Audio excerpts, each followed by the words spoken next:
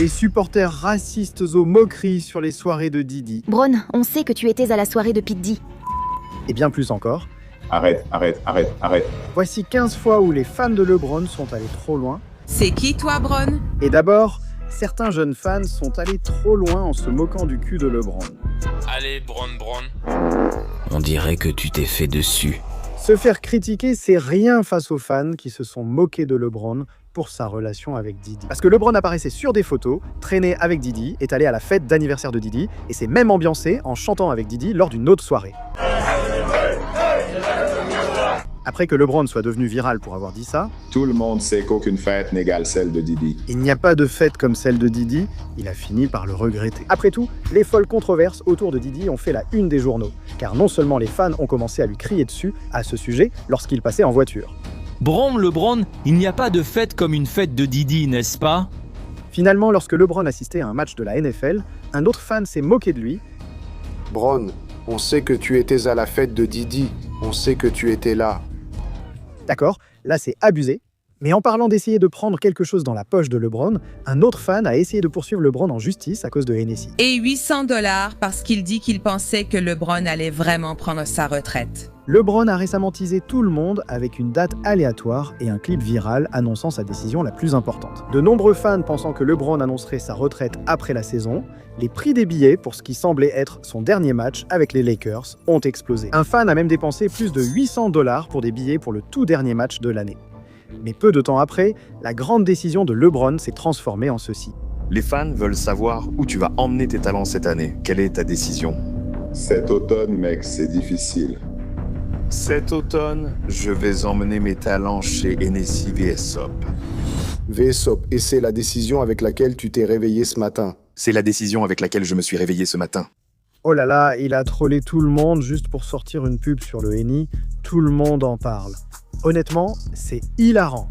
Mais ce fan n'a rien trouvé de drôle et a lancé une histoire encore plus grosse en poursuivant LeBron à cause de l'argent dépensé pour les billets. Bien sûr, ça a fait le buzz partout. Le gars est même passé aux infos pour ça. Andrew Garcia, âgé de 29 ans, emmène son joueur de basket préféré, LeBron James, devant les tribunaux. Mais bon, mec, si j'étais devenu le juge de cette affaire, j'aurais dit « Affaire classée. C'est fou ». Mais même tout ça, ce n'est pas aussi fou qu'un fan qui voulait vraiment larguer sa copine juste pour être avec LeBron. Je ne plaisante pas. Un fan des Lakers a brandi une pancarte affirmant qu'il quitterait sa copine pour une photo avec LeBron. Et je peux comprendre pourquoi, parce que franchement, rien qu'en regardant LeBron, il est bien mieux qu'elle. Ce qui est pas fou, c'est qu'elle s'en fichait. Elle a juste dit « Mon copain me quitte. S'il a besoin d'une photo, fais ce que tu dois faire. » Ce fan n'a toujours pas rencontré LeBron et a juste l'air idiot. Mais à 4 autres reprises, après que des fans aient vu les cheveux de LeBron comme ça, et bien plus encore, les fans se sont moqués de la calvitie de LeBron directement devant lui. Et la première fois, c'est terminé avec LeBron se vantant de ses milliards de dollars. On a dit, t'as toujours pas de cheveux quand même. Allons-y. Ce qui doit arriver, arrivera. Mais tu sais ce que j'ai, moi? Des milliards. Recule. Merde, LeBron a un peu gagné ce débat, mais une autre fois, les cheveux de LeBron ont fini par être mentionnés. C'était après une défaite et un fan était furieux. Bron, tu ferais mieux de t'occuper de ça, ta calvitie. LeBron a dû être retenu. Mais le débat est devenu plus fou quand il ne s'agissait plus seulement de sa calvitie, et LeBron a clos le débat en se moquant du gars à propos de sa copine. C'est ça, c'est la coupe de mec, frère, avec tes cheveux comme ça. Qu'est-ce qui se passe derrière, hein? Tais-toi, arrête de pleurer. T'as perdu Kyrie, t'as perdu D-Rose. Prends une pause pour ta vie. D-Rose, t'as laissé tomber? Frérot. C'est fou, aussi fou que des fans coupant les cheveux de LeBron pendant un match. Je ne sais pas comment ils ont fait entrer cette énorme pancarte, ni comment ils ont eu l'autorisation. Mais assez parlé de cheveux, 2 autres fans de LeBron ont dépassé les limites en disant qu'ils espéraient la mort de son fils. Ils étaient très amers. LeBron a brillé toute la soirée. Mais en fin de prolongation, LeBron était furieux quand il s'est approché avec l'arbitre, en pointant du doigt et en criant sur 2 fans. La sécurité a vite escorté les fans du bord du terrain hors de l'arène, sans que personne ne sache ce qui avait été dit au départ. Les Pacers ont publié un communiqué puis LeBron en a parlé brièvement et vaguement après le match. Des moments où il dépasse les limites, mais j'ai vu des gestes et entendu des mots qui ne devraient être tolérés par personne dans notre sport. Le lendemain, cela a dominé les émissions sportives, car des fans ont dit à LeBron « J'espère que ton fils Bronny mourra dans un accident de voiture. » Souhaiter un accident de voiture à quelqu'un, c'est insensé. J'en ai vécu 2 moi-même et je ne le souhaiterais même pas à mon pire ennemi. Ces fans auraient dû être bannis, mais cette fan suivante aurait dû être arrêtée après que s'être retrouvée au cœur d'une enquête criminelle. Tout ça à cause d'une des chaînes de LeBron King James. Sous la forme de son maillot numéro 23 orné de diamants, ce pendentif aurait été trouvé par la fan Venetia Robinson dans une brocante pour seulement 5 $. Ensuite, comme il brillait de façon incroyable, elle a pensé qu'il y avait quelque chose de louche et elle est allée dans une bijouterie pour le faire expertiser. Et elle a découvert la vraie valeur qui, puisqu'il s'est avéré être authentique, s'est révélé être de 10 000 $. Oh mon Dieu, elle a aussitôt mis la chaîne sur eBay pour voir combien elle pouvait en obtenir. Mais il s'avère qu'elle n'en était pas vraiment propriétaire, ni la personne à qui elle l'avait prise. C'était celle de l'agent de LeBron, Maverick Carter. Maverick a déclaré l'avoir perdue il y a quelques années après un vol. Venetia était désormais la principale suspecte du crime. Menacée de poursuite, elle a fini par raconter une histoire incroyable. Elle a dit que Maverick l'avait contactée, affirmant que LeBron voulait l'acheter lui-même et qu'elle pouvait venir chez eux. À son arrivée, LeBron était absent. Seules des personnes la menaçaient et la forçaient à la rendre. Personne n'a cru cela et bien que Venetia ait menacé de poursuites judiciaires, rien n'est arrivé, sans doute parce qu'elle mentait. Franchement, pourquoi LeBron voudrait-il de cette chaîne pourrie ? Regardez celles qu'il porte. Elles sont bien plus impressionnantes. Franchement, si elle voulait juste un pendentif maillot de LeBron, il y en a plein d'autres ici, bien plus récents. J'hallucine, mec. Mais en parlant des trucs que LeBron porte, parfois il met des tenues vraiment douteuses comme celle-ci, celle-là ou encore celle-là. Et franchement, je ne veux même pas savoir pourquoi. Il était habillé ainsi, et une fois, des fans se sont moqués de lui car il ressemblait à un personnage de film. Là, je ne parle pas de ses costumes d'Halloween où il s'est déguisé en Freddy Krueger, est arrivé à un match habillé en Jason, ou même a pris la pose comme Pennywise le clown et a dansé à une fête. Vêtu comme dans un film d'horreur. Sur ce selfie, il était habillé de façon bien trop guindée. Les fans ont dit qu'il ressemblait à un avocat commis d'office, un faux adulte de dessin animé ou un détective privé. Les fans l'ont comparé à l'inspecteur Gadget et l'ont transformé en ce personnage. Pauvre gars, il est critiqué même sur ses vêtements. Vous exagérez. Mais je dois faire attention parce que parfois, rien que parler de LeBron peut amener des fans à attaquer quelqu'un. Comme ce qui est arrivé à un autre joueur NBA, Jeff Teague. Qui ? Peu importe l'équipe dans laquelle il jouait, il se faisait dominer par LeBron, encore et encore, au point d'un où il finissait par inventer n'importe quoi. Il est allé sur un podcast et a dit n'importe quoi, prétextant que LeBron agissait ainsi à cause de substances illégales. Il prenait des stéroïdes, frère, il a dû rester sur la touche. Il prenait vraiment des stéroïdes, c'est vrai. Sérieusement, il prenait des stéroïdes, frère. Il paraît qu'il délire complètement. Blague à part, ces accusations sont graves. Donc les gens ne pouvaient pas les prendre à la légère. C'est complètement ridicule. C'est pourquoi un jour, quand Jeff est allé à une station-service, les fans de LeBron l'ont remarqué et sont passés à l'action.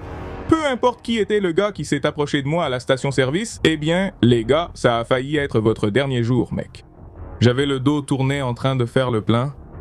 Puis je me suis retourné et il m'a regardé. Il a fait « Ouais, t'es une balance. » Je lui dis « De quoi tu parles? LeBron n'a pas fait ça. » Je lui dis « Allez mec, sérieux. » Et après tout ça, il n'en a pas seulement parlé, il a fini par raconter une dernière histoire, puis il s'est excusé. Chaque fois que tu dis quelque chose sur Bron, les gens t'appellent et te disent « Hé mec, tu devrais peut-être... Hé !» Je me dis « Bon sang, je suis venu ici et je me suis excusé. Désolé. » D'accord, ce n'est pas la seule fois que des fans ont confronté un joueur NBA à propos de LeBron.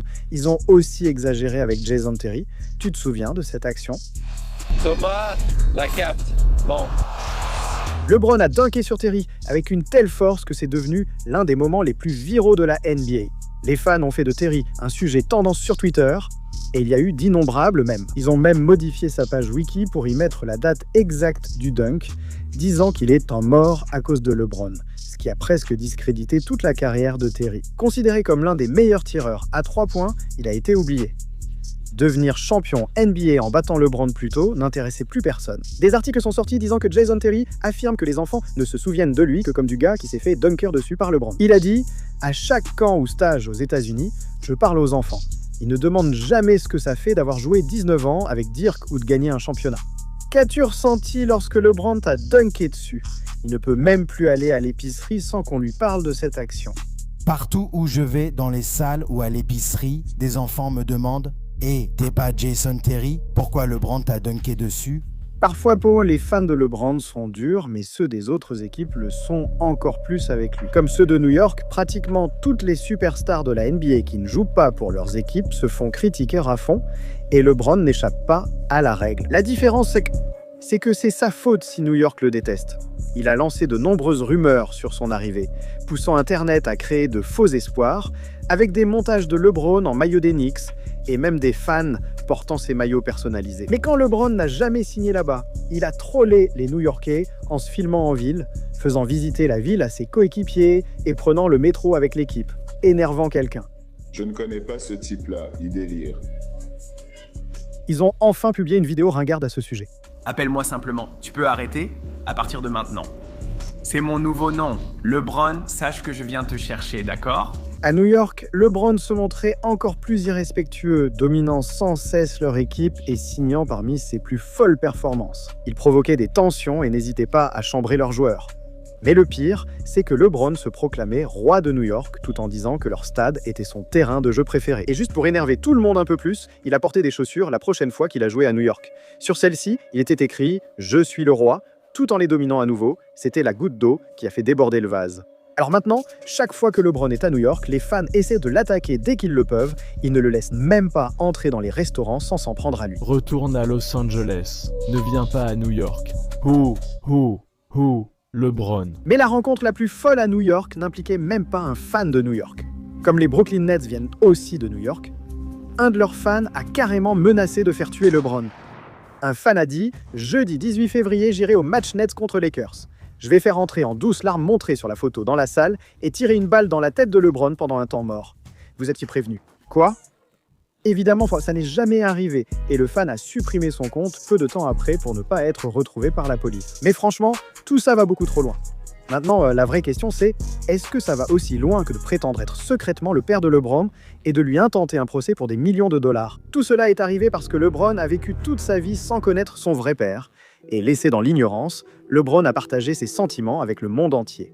Tu sais, toute ma vie en grandissant, je me suis toujours demandé « Pourquoi moi? Non, pourquoi moi? Pourquoi mon père ne voulait pas être là? » Une fois que LeBron est arrivé en NBA, il a mis de côté l'idée de son père et s'est concentré sur le fait de devenir une légende. Et au début, on aurait dit que rien ne pouvait arrêter LeBron, jusqu'à ce qu'il soit soudainement frappé par un scandale qui a changé sa vie.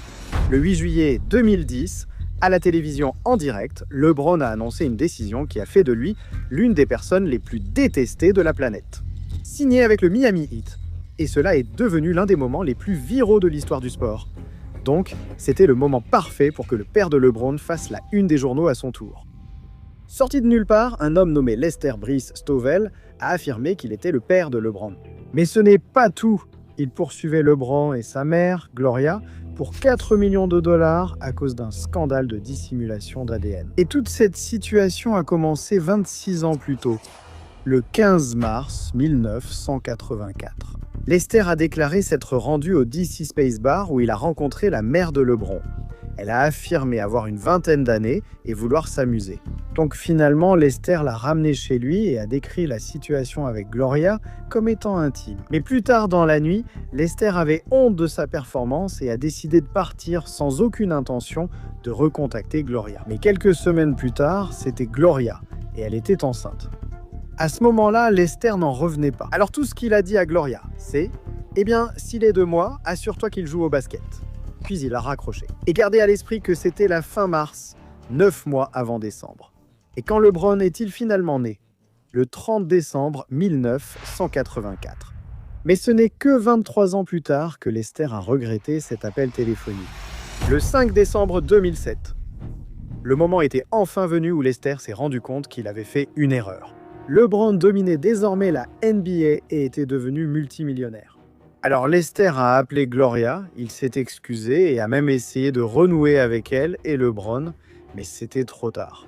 Gloria ne voulait rien avoir à faire avec Lester, et comme elle savait que LeBron était devenu une star, non seulement elle ne voulait pas que Lester revienne, mais elle aurait même menacé de faire tabasser Lester s'il appelait encore. Mais quelques jours plus tard, LeBron a entendu parler de l'appel et voulait désespérément savoir si cet homme disait la vérité. Alors ils ont accepté de faire un test ADN. Les résultats sont arrivés par la poste. Lester n'était pas le père, ou du moins, c'est ce que LeBron et Gloria ont laissé entendre. Lester soupçonnait une fraude sur les tests et pensait que LeBron et Gloria les avaient manipulés pour cacher des preuves. Il affirmait aussi ressembler exactement à LeBron.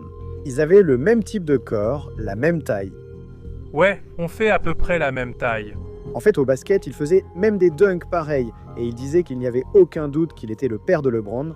Alors Lester a intenté un procès de 4 millions de dollars contre LeBron et Gloria pour fraude, diffamation et fausses déclarations. Les accusations fusaient, mais LeBron a refusé de commenter. Et finalement, en 2011, un juge a analysé l'histoire et a estimé que Lester essayait juste de se faire de l'argent rapidement en prétendant être le père de LeBron. L'affaire a donc été classée et LeBron n'a plus jamais reconnu Lester. À ce jour, LeBron ne sait toujours pas qui est son vrai père. Et honnêtement, il ne le saura peut-être jamais. Mais d'accord, ça c'était psychotique. Mais parfois, les fans vont trop loin quand ils sont alcooliques. Il y a eu des moments où LeBron a littéralement dû retirer des boissons des mains des fans. Il s'est fait renverser des boissons dessus. Toutes ces histoires de boissons avec les fans le stressent. Une fois, il a failli boire de la bière pendant un match. Maintenant, il se détend parfois sur le banc avec de l'alcool sous son siège, ce qui lui vaut beaucoup de critiques des fans. Quoi qu'il en soit, il a souvent dû gérer des fans ivres, même lorsqu'il essayait de se concentrer sur l'autre équipe au lancer franc, sans s'embrouiller avec un fan ivre. Qu'est-ce que ça veut dire? C'est loin! Tu vas gagner 2 tacos gratuits avec l'achat d'une boisson chez Jack in the Box pour Noël. Ça arrive dans quelques jours. Et lui demander de boire sa bière en silence a clos l'incident avant qu'il n'ait des problèmes, contrairement à d'autres supporters trop ivres qui ont dû être escortés hors de la salle par la sécurité. Lors d'un match contre les Hawks, LeBron a échangé avec des supporters au bord du terrain jusqu'à ce que les arbitres stoppent le jeu pour appeler la sécurité. Les supporters ont finalement été escortés hors de la salle. Personne ne savait ce qu'elle avait dit à LeBron avant qu'elle publie sur Instagram qu'elle lui avait dit « Ne parle pas à mon mari comme ça ». Et il a répondu genre « Assieds-toi salope ». Je viens juste de me faire virer du match pour avoir insulté LeBron James parce qu'il a insulté mon putain de mari. Pendant le match, il l'a insulté. Et je me suis levée et j'ai dit « Ne parle pas comme ça à mon mari, parle encore une fois à mon mari et je vais te défoncer ». Il a commencé à se disputer. « Ferme ta gueule, connasse », j'ai répliqué. « C'est toi qui dois fermer ta putain de gueule, connasse ». Après le match, LeBron a tweeté « Courtside Karen était vraiment furieuse », faisant rire d'autres stars NBA. Il a évoqué l'incident en interview, supposant qu'ils avaient trop bu. Je ne pense pas qu'ils devaient, être expulsés, mais ils avaient peut-être bu quelques verres, peut-être, et ils auraient probablement pu continuer pendant le match s'ils étaient restés concentrés sur le jeu. Donc les arbitres ont-ils fait ce qu'ils devaient faire? 10. Un grand bravo à LeBron pour avoir gardé son sang-froid et être resté fair-play. Mais parfois, quand les fans vont trop loin, ça le pousse à botter les fesses de toute une équipe. La première fois que c'est arrivé, c'était en 2008, et LeBron jouait très mal, donc son équipe perdait. Entre ses tirs ratés, airballs et dunks manqués, ce n'était pas que des supporters qu'il charriait, mais aussi la copine et la cousine de Chris Bosh qui s'en prenaient à LeBron. C'était sur le point d'être une grosse erreur parce que le match était loin d'être terminé. À partir de ce moment-là, LeBron a dominé jusqu'à la fin, marquant bien plus que quelques paniers. Il a inscrit 24 points dans le dernier quart, dont 26 des 27 derniers points des Cavs. À la fin, il ne leur disait pas seulement que tout était de leur faute. Come on, et LeBron dit, d'accord, c'est ta faute, c'est ta faute. Il a permis à son équipe de revenir et de gagner.